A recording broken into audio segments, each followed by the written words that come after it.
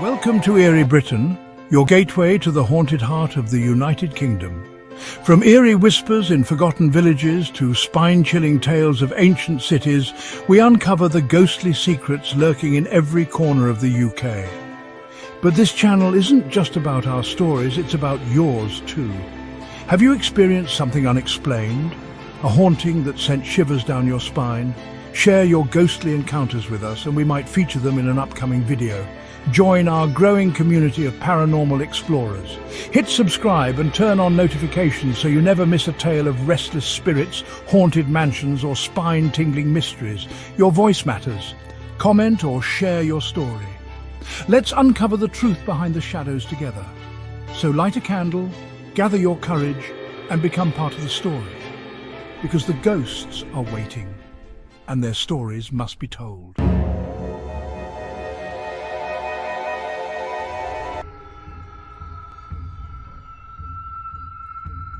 Skegness, with its golden sands and cheerful arcades, is a town that comes alive with the laughter of holidaymakers. But beneath its sunny surface lies a haunting tale that chills even the bravest locals. Tonight, we uncover the terrifying story of a murder victim whose restless spirit refused to remain silent, leading to a discovery that shook the town to its core.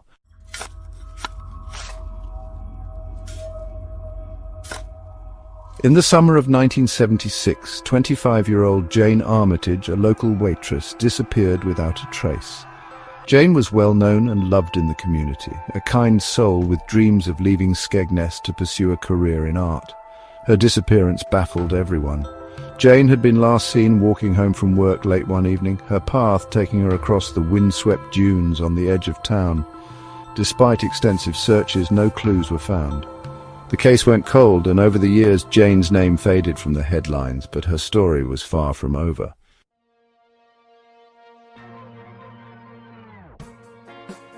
Two decades after Jane's disappearance, a mysterious 999 call came from a house near the dunes. The occupants, a young couple who had recently moved in, reported hearing strange noises, whispers, footsteps and blood-curdling cries echoing through the walls late at night. The woman on the line described seeing a figure standing at the edge of their garden, pointing toward the dunes. She looked so real, the caller said, but her face wasn't right. Emergency services arrived, but no one could explain the source of the disturbances. That night, the couple fled the house, leaving it abandoned.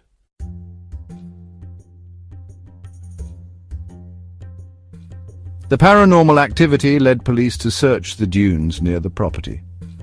It was there, beneath layers of sand, that they uncovered a shallow grave. Inside lay the remains of a young woman, later identified through dental records as Jane Armitage.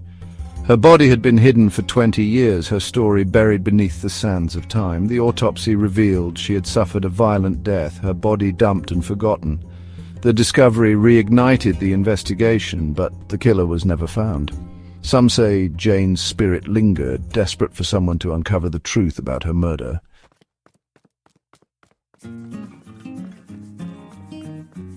To this day, the dunes near Skegness are said to be haunted by Jane's restless spirit.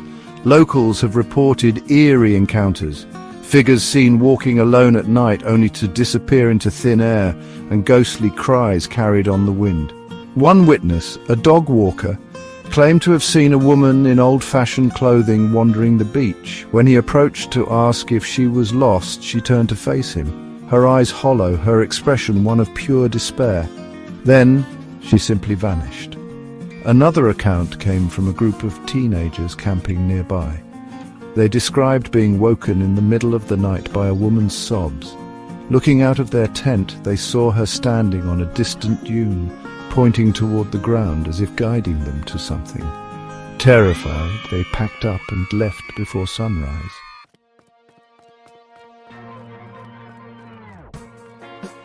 Some believe Jane's ghost appears to those who wander too close to the site of her grave, drawn by her need for justice. Others think her spirit is simply lost, forever trapped in the place where her life was stolen. If you ever visit the dunes of Skegness, be cautious.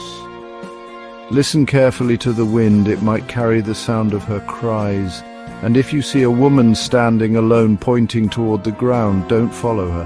Her pain and sorrow may pull you into her eternal nightmare.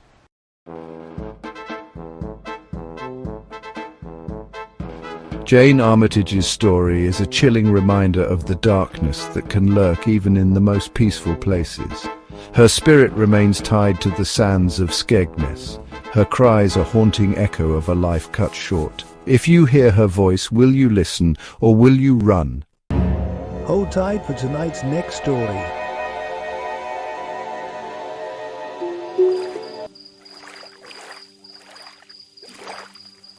Skegness, a seaside town known for its bright lights and bustling holidaymakers. But when the arcades shut down and the laughter fades, the town takes on a darker, quieter tone. Tonight we unravel the chilling story of a drunken holidaymaker, an abandoned building, and a tragic accident that left a haunting legacy.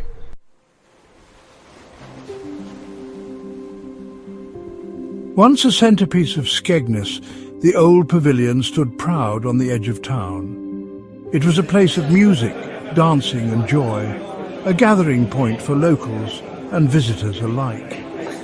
But as the years passed, the building fell into disrepair, its doors shuttered, its grandeur forgotten. By the 1980s, it was nothing more than a crumbling shell, its empty halls echoing with the whispers of its former glory. Locals avoided it, claiming the building was cursed. But for one man, the Pavilion became the site of a night that would end in horror.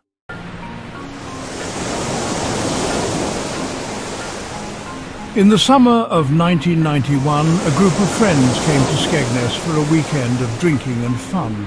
Among them was Darren Walsh, a boisterous man with a knack for pushing boundaries. That night, after one too many drinks, Darren decided he wanted an adventure.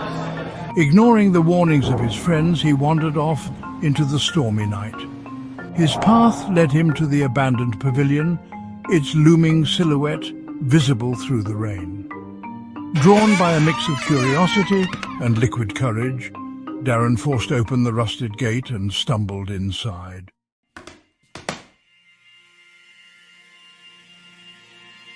The interior was a shadow of its former self. Peeling paint, broken beams, and the faint smell of mould filled the air. But Darren wasn't deterred. Laughing to himself, he wandered deeper into the building, climbing over debris and shouting drunkenly into the empty halls. But as he explored, the laughter faded. Darren began to hear strange noises, a distant tapping, the creak of floorboards, and what sounded like footsteps echoing behind him. Convinced it was his friends playing a prank, he shouted, "I know you're in here," but no one responded.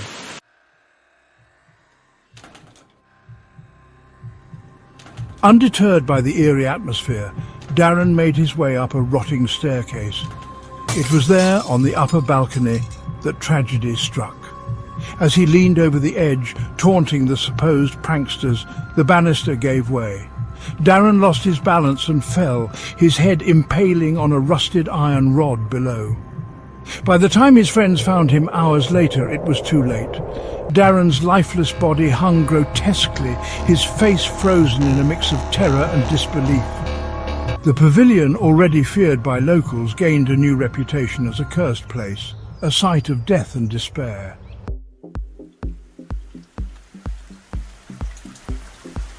It wasn't long after Darren's death that the stories began. People passing by the Pavilion at night reported hearing strange noises, unseen footsteps, laughter, and even a faint voice calling for help. One local, walking her dog near the building, claimed to see a man in a rain-soaked jacket standing in the doorway. When she approached, he turned and disappeared into the darkness. Others spoke of flickering lights in the empty windows, as if someone was still exploring the ruins.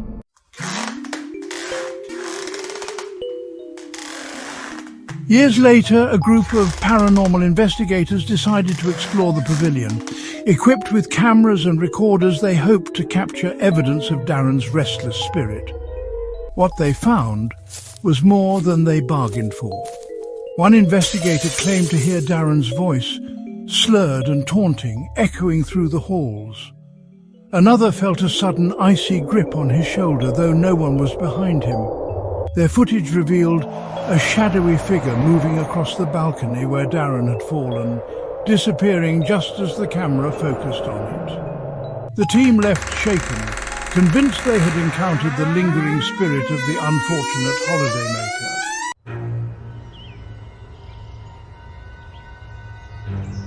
Today, the pavilion remains abandoned, a decaying reminder of Skegness's past. Locals warn against venturing too close, especially at night. They say Darren's spirit lingers, forever trapped in the place where his life ended. If you ever hear laughter or footsteps echoing from the ruins, think twice before entering. Darren's last adventure ended in tragedy, and he may not take kindly to uninvited guests.